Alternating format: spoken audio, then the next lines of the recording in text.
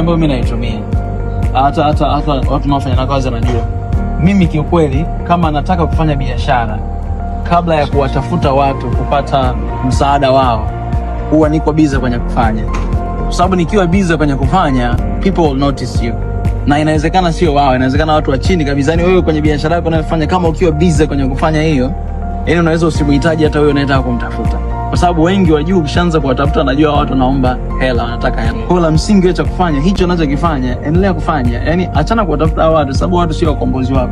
Ila ukombozi wako ni katika juhudi na jitihada unayofanya. Kwa hiyo ukifanya kwa ziada, utapata matokeo ya ziada.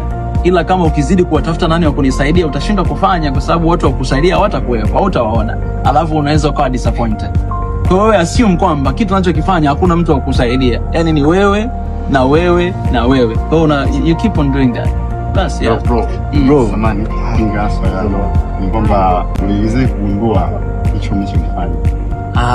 That's a good question. Kuna mtu aliuliza pale, mimi kabla sijaanza kufanya hicho ninachokifanya nilikuwa nafanya vitu kama 100 kwa pamoja. Yes. Yaani mimi nilikuwa naimba muziki, mimi napiga vyombo, mimi nafundisha Kiswahili, mimi nafundisha Kikorea, mimi nafundisha Kiingereza, mimi ninafanya reactions za videos, nilikuwa nafanya kila kitu. Lakini hiyo kwa sababu nilikuwa nipo kwenye harakati za kujitafuta.